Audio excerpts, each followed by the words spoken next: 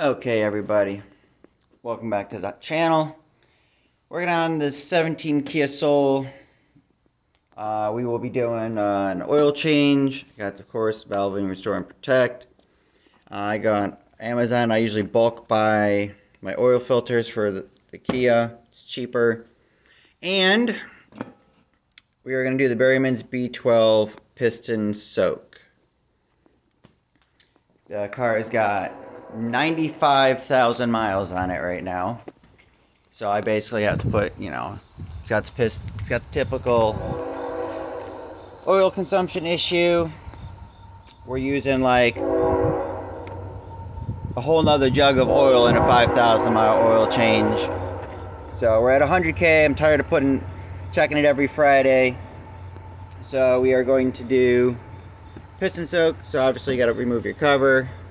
I already popped it free. Gonna basically go through, remove all the 10mm bolts, I believe they are. Pull out the spark plugs. I'll find out what size they are. They're probably 5/8. Get all that out, and then I'm gonna pour. Kind of Googled it. It said anywhere between like 1.8 and 2.2 ounces of the solvent in there. I'm just gonna pour 3 ounces. I bought two 15-ounce cans, so I'm just gonna, 3, 6, 9, 12. Basically, use the whole can. And while that's soaking, I'm only gonna do. Some people do like 4 hours. Some I've been reading. Some have done 6. Some have done 8 overnight. I ain't got that kind of time today, so I'm gonna go about 2 hour soaks, 2 to 3 hours as piece. So I got enough time. I can do about 6 hours overall. So I'm gonna go about that 2 to 3 hour point, and then I'm gonna put more in. I'm gonna kind of basically use a stick or something, see if there's any still in the cylinder. I'm gonna empty the catch can. So that's been on here 5,000 miles. I haven't checked it, other than occasionally I've pulled the little dipstick out. I mean, there's some in there. There's probably about a quarter way up this, at least a quarter full at this point is my best guess. And then I'm going to check the battery with my little voltage meter I've got. Got a call last night, fired it up, and it was having like some electronic issues, like power steering didn't work because it's electronic. A whole bunch of other things randomly didn't work all of a sudden. She stopped, shut it off, restarted it, and everything was fine. This is original to the car. It is a 2017. If it is original, we are at now 2025. So yeah, it's a very old battery at this point. It's at the end of its life, so I'm going to check that and see if that's the case. If so, it is an AGM battery. Don't get a standard battery. These new vehicles have a lot of electronics. You don't want to put a cheap standard battery in them because long term you will have issues. Get the good battery for these higher electronic needed cars, especially if you got like a fully loaded style vehicle. You definitely want to get that higher end battery. But if you got like an older car that's 15 years old, you could throw a standard battery in those. They don't care. So, and they're also better with like vibration. And anyways, I'm gonna get started. I'm gonna get all this removed and try and find a tripod or something here. Maybe set my phone up so you can see me pouring it in. Alright guys, so we pop these clips right here. You just use a pick or a screwdriver and you just push them up and they'll click. And then to get them off, just wiggle them and they'll pop free. A little bit of effort's got to be put in them, but just give them just kind of wiggle them, they'll come off because there's like a little O-ring in there. They've been on there for a long time. So just wiggle them, a little bit of pressure, they'll come off, all of them. I went ahead and I had a paint marker, so I numbered them because you're going to pull them out and you're just going to toss them off to the side. So 1, 2, and 3 are easy, of course, and then this is a 2-liter Kia Soul, so my fuel pressure regulator's here in this orientation. So to get this number 4 out, it's kind of a bugger. You kind of got to get it to about this position, and you have to use some force, a little more than you may feel comfortable with, or your only other option is kind of got like a built-in little release here, this little gray thing. You could probably put a small screwdriver or maybe a knife or whatever. You push that in, it'll release your tabs, and you can slide your fuel pressure line off, and then because it'll come to about probably here. So then this will pop right out really easy. I didn't want to do all that. I just flick this clip up. It helps keep this in case this clip ever fails. It kind of helps. Never seen that ever happen, but so yeah, so about this position, use a little bit of force, and then this side carefully, and then it'll just pop, and then you'll just pull it out. Looks good. I think this is one. I replaced like 2 of them on this car. I don't remember which ones. I wrote it down somewhere. Let's see if any of the part numbers are different. Yeah, so here's a Kia, and this one's also Kia. So yeah, these 2 here. So it looks like 1 and 4 are not original. I remember I did 2. They failed, and they're just like O'Reilly's brand or something. Probably should have included that, if you have an air nozzle. If not, try and just, if you have any crap or crud in here, try and blow it out before you pull them out. There is a raised lip, so it won't go into the cylinder, but try and be clean about it if you can. Alright, I'm going to go get my socket, get these plugs out, and get to pouring in the Berrymans. Alright. Already popped it free. This is you could probably get away with a 6-inch extension. I think this is like an 8. If you're like me and your spark plug socket isn't magnetic or doesn't have the rubber fitting boot in it, so I use the snot out of my tools, use a stick magnet. And there you go. Try and get the top, or in this case I got the side. That plug doesn't look so hot.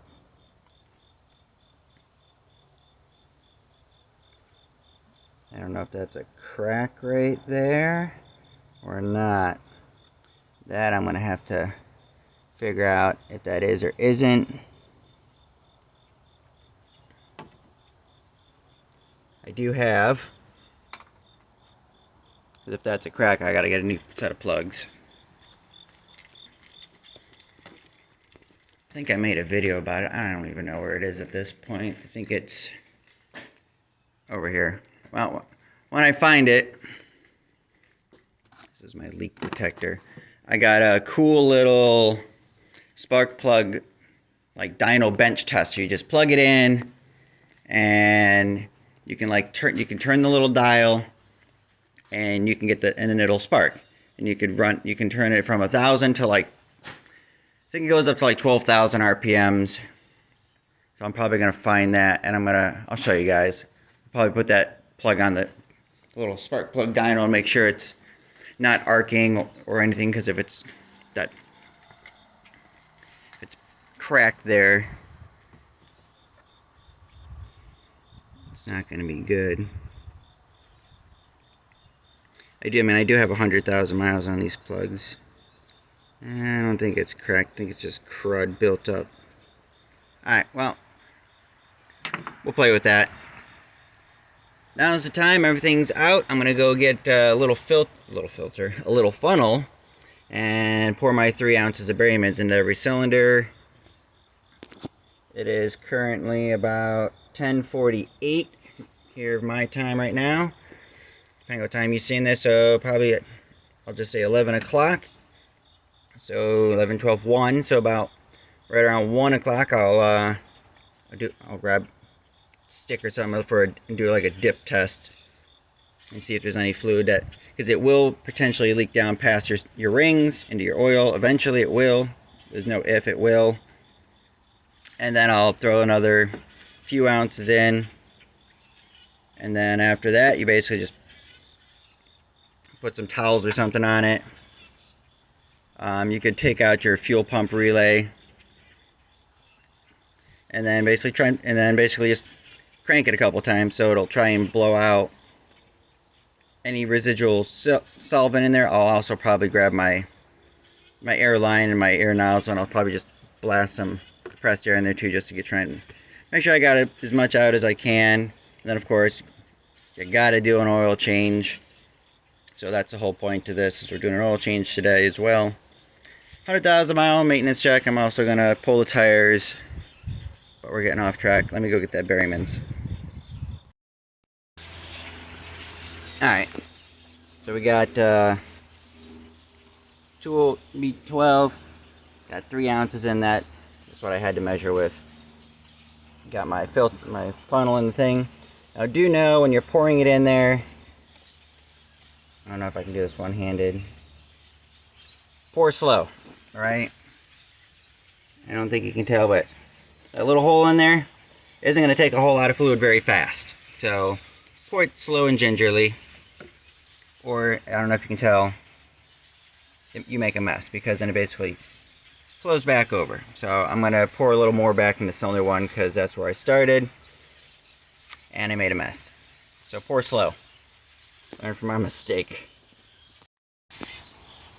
Okay, now that you've got your B12 in all your cylinders, I buy these red shop. You can also get them in white, but I buy these red packs of I think they're 50 or 100 from Harbor Freight for cheap. I buy them all the time. I have packs of them on the shelf.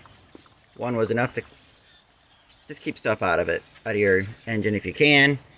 I mean, yeah, you just directly poured fluid into the cylinder, but try and keep the dirt and crud out since it's open. Alright, so we did that. That's going to be running now for, I'll check it in a couple of hours. Battery.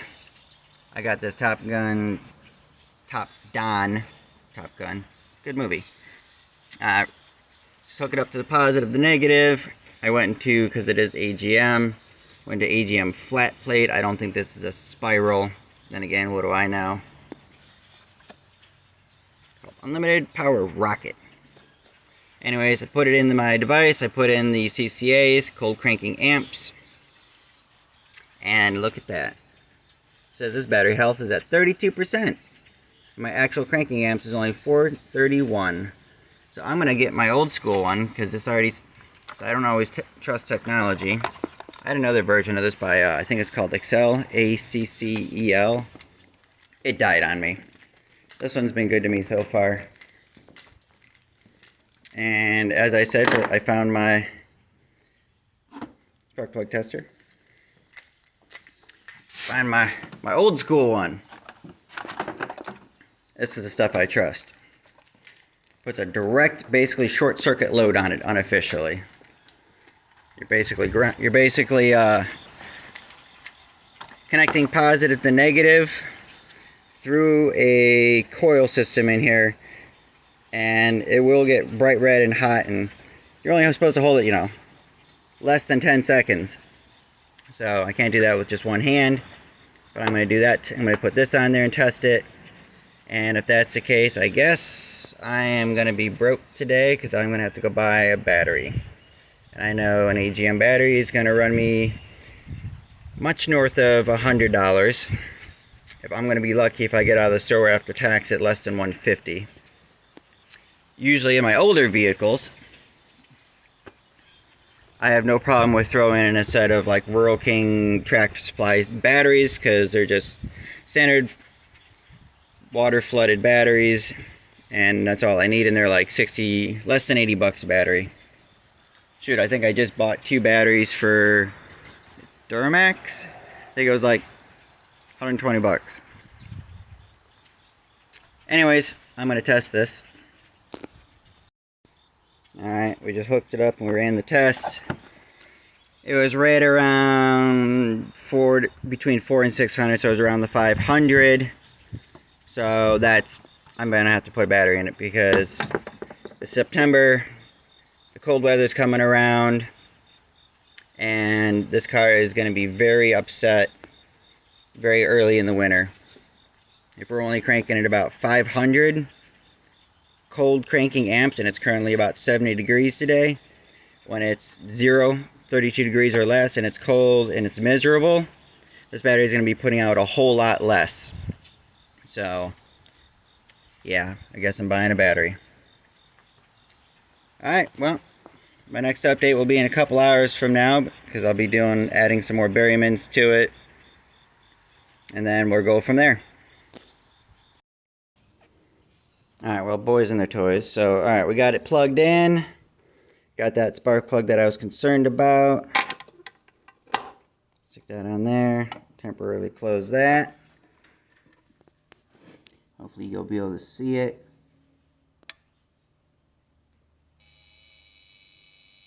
Pretty cool, huh?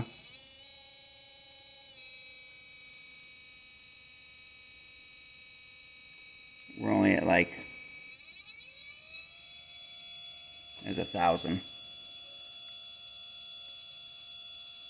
Typical running RPM right there is 1,000.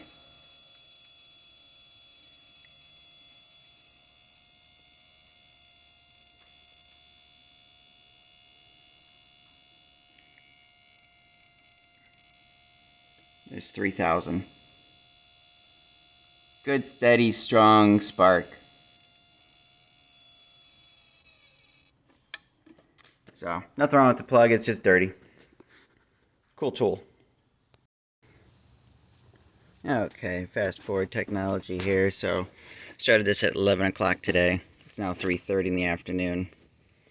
Did my second soak around 1, so it's already 2 hours in on the second soak. So, I got my oil pan out here. We're going to change the oil. I'm going to throw in some basic Fram high mileage. And then I might change it. I'm thinking about changing the oil a second time. Just, you know, just for peace of mind. That's why I got some cheap oil. Fram isn't. But anyway. So I got to go ahead and I got to put spark. I got to use my air nozzle, blow out the cylinders, make sure there's no fluid left in the cylinders. Put the spark plugs back in. Put the coil packs back in. But I already took the dipstick out. I started on threading this for you guys. So let's see what we got. This has been on here 5,000 miles since I did it. Wow. Look how much is in there. That's a lot.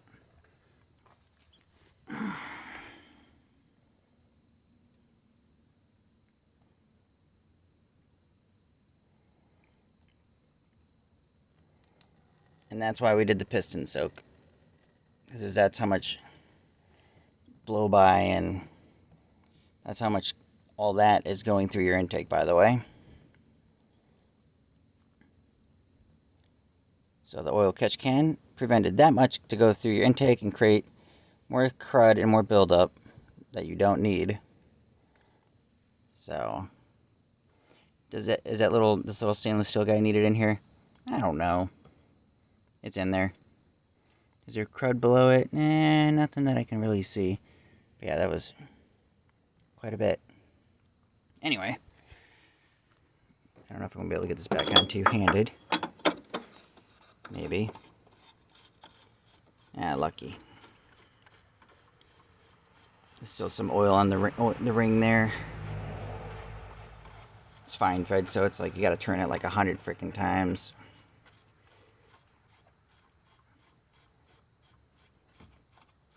But yeah, so there's the hose routing just under the intake. There's your PCV. There's your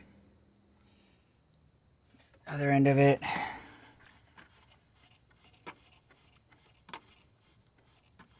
This was hard when I went to get it off.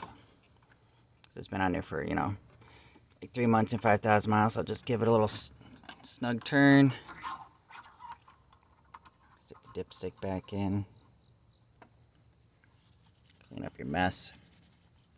Okay, that's done. I'm going to go ahead and do the rest of this put together process. Drain the oil. I did put a new air filter in it because it's got like 50,000 plus miles on it. I do have a new fresh battery for it since that one is bad. Alright, let's get to work here and putting this all back together, and then try and start it up. It's going to be a rough start. It's going to smoke because you're getting rid of all that. You're burning off all the solvent material from the bearings. So it's going to be an angry car for the first like 30 minutes. And then after that it should clear up and it should run great. Alright, we are just put some fresh oil in, new filter. Obviously I've drained the oil. Still haven't swapped the battery yet. But let's put the coil spark plugs in, the coil pack in. But before you do all of that, when you're ready to, you've done the piston soak for however many hours or overnight, before you put the plugs back in, before you put the coil packs back in, go to your fuse panel. Go find your fuel pump fuse. Mine was a 15 amp. Pull it out. Put the key in the ignition. Try and start it. It won't start obviously because you pulled the fuel pump. But just let it sit there and just cycle for like 10 good seconds. Make sure you have a towel or a piece of cardboard over the top, because it is going to spew any and all that solvent that's left still in the cylinder straight out the top. If you don't do that step and you put everything back together without properly trying to evac the cylinders, it'll basically be hydrolocked. It will not start. It'll go ring, ring, and you'll think something else is wrong. No, the cylinders are full of solvent and it doesn't compress. So make sure you somehow get the cylinders evac'd. I did use an air line as well, and that did not get it all either. I found just like holding the key down, letting it cycle, and just letting it spew into a bunch of shop towels was the best method. And then I put the fuel pump fuse back in, and now I'm just tightening everything up, and we're going to see if it starts. Alright, it took a lot of cranking. It took like 3 or 4 sets of cranking. It is shaking, it is unhappy. Not a whole lot of, when it initially started there was a lot of gray smoke. I actually had to push on the throttle like a quarter throttle just to get it to start. But it is running, it is shaking, it is unhappy. The check engine light is flashing, it's got all sorts of misfiring going on.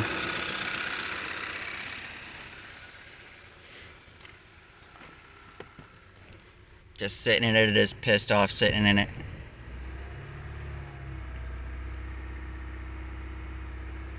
Hold it here about 2,000.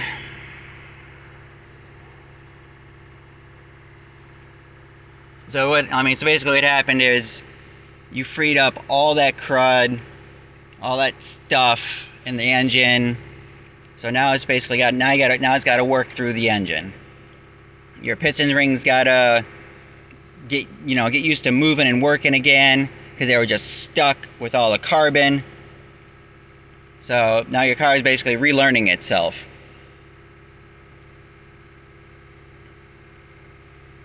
So it's obviously still cold. It's a nice day. Just gotta get all the crap. Just gotta run it.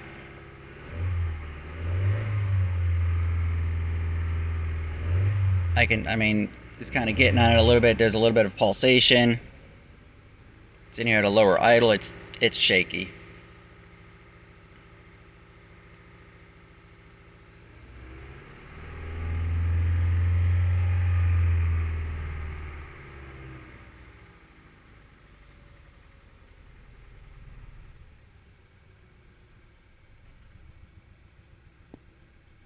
It almost stalled there. It wants to stall. It's still trying to figure out everything. I'm just gonna let it warm up a little bit, and then I'm gonna take it for a drive. Try and get the RPMs up, get on the highway, get it under some load. Just try and get all this crap out of it. And this is why when you're doing the oil change, like I just put some decent oil in it, nothing high end. Run it for a day, maybe 30-50 miles, whatever, half a day or something. Since we're both home tomorrow, so we're run some errands and this and that, and then I'm gonna dump the oil tomorrow evening again, and then throw some Valvoline Restore and Protect in it, and then fingers crossed it does not use as much oil. I have to basically check it every Friday. Although if I don't check it for like a week or two, yeah, it's gonna be like an ad or less. So alright, well that concludes a piston soak here and a 100,000 mile oil change maintenance. Catch y'all later.